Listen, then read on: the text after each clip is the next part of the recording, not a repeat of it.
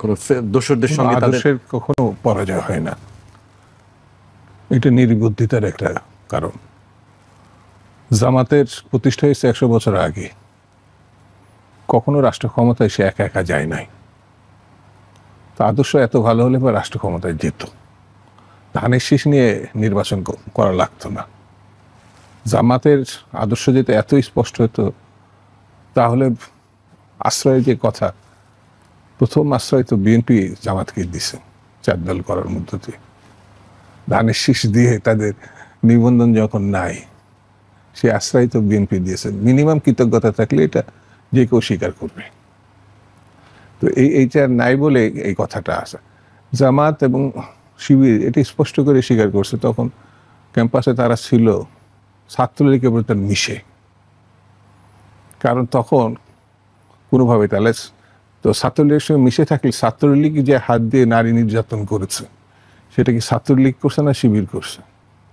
কারণ যখন ছাত্রলীগ পালাইছে, চলে গেছে বলে আমরা মনে করছি, তখন তারা এই কথা নিজেরাই স্বীকার করছে। আমার কাছে এটা যে জিএস হিসাবে দাঁড়াইছে, আমি কোথায় যেন দেখলাম, সে একটা অনুষদে ছাত্রলীগের সাধারণ সম্পাদক হিসাবে ছিল, একটা অনুষদে। সে এখন তো পদত্যাগ করেন, এই কথাটা আবার কাগজ আসছে, সেই শিবিরের প্রার্থী হতেই পারে, যোগ দিয়ে হতেই পারে। তো সেই জায়গায় আঘাতের প্রশ্ন যদি কেউ উঠায়, এটা ঠিক হবে না। আমার বিবেচনা ছাত্রলীগের ভিতরে থেকে নিজেকে রক্ষা করব, এটা নিয়ে অভিযোগ করা ঠিক হবে না। তারা এটা তাদের কৌশল মনে করতে পারে, আদর্শের স্পিরিট বলে মনে করতে পারে। কিন্তু আমরা তো কারোর সঙ্গে আঘাত করি না বলে ক্যাম্পাসে থাকতে পারি না। মানে ছাত্রদল মায়ের কাছে নির্যাতন ভাবে চলে গেছে। তো শিবিরের কোনো ছাত্রলীগ, শিবিরের কোনো সাধারণ সম্পাদক গুম হয়েছে এবং মারা গেছে, এরকম কোনো নজির আমার জানা নাই। ত্যাগের প্রশ্ন উঠলে সেটা হচ্ছে একমাত্র ইলিয়াস আলীর এটা বলা যায়।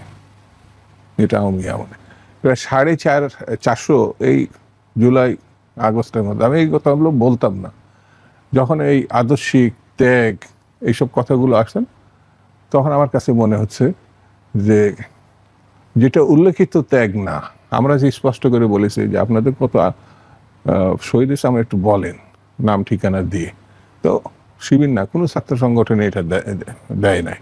আমরা কিন্তু 450, মানে জুলাই আগস্টে, তার আগে তো 5,000 16 বছরের রেকর্ড দিয়েছে। কাউকে ছোট বড় করা না। আমরা এই নির্বাচনকে অলরেডি অভিনন্দন করে দিয়েছি। ক্যাম্পাসে যারা ছিলেন ছাত্র নেতৃবৃন্দ, নির্বাচনকালীন সময়ে বা তার আগে বা তার পরে এই বক্তব্যগুলো তারা দিছে। কোনোটা তারা বিপক্ষে দিছে, কেউ না পক্ষে দিছে, এগুলো নিয়ে আমরা কোনো মন্তব্য করি নাই। ঠিক আছে?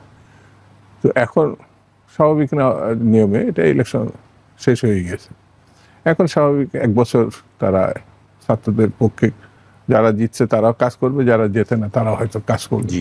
আবার যদি অতীতের মতো না হয়, তাহলে 1 বছর পর আবার নির্বাচন। যেমন প্রশাসন, ভিসি ইতিমধ্যে তাদের দায়িত্ব নিয়ে নানান বিতর্ক হয়েছে, সেটা নিয়েও আমাদের কোনো বক্তব্য নেই। ক্যাম্পাসে কি হয়েছে, ক্যাম্পাসের মধ্যে এটা মীমাংসা হোক, তদন্ত হলে সেখানে হোক। ঠিক আছে? তা আমার কাছে মনে হয়েছে যে জিনিসগুলো যেভাবে আসছে, এতে গণতন্ত্র বিপন্ন হওয়ার একটা ইঙ্গিত থাকে, যেটা আমি নিয়ন্ত্রিত।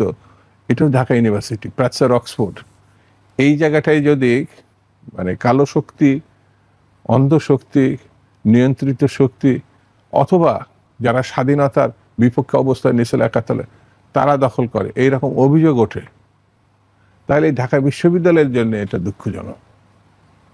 এই কথাটা আসবে। সেই জন্য আমার কাছে এই ডাকসু নির্বাচন নিয়ে আমার বেশি বক্তব্য নয়। খালি একটা আলহামদুলিল্লাহ যে ঢাকা বিশ্ববিদ্যালয়ে কেউ খুন হয় নাই, রক্ত ঝরে নাই। বিতর্ক তো হতে পারে, যেমন কিস্তিতে ওর পক্ষে বলবে, ওর পক্ষে বলবে, ওর নিজেরটা প্রচার করবে, আদর্শের কথা বলবে, এটা খুব স্বাভাবিক ব্যাপার।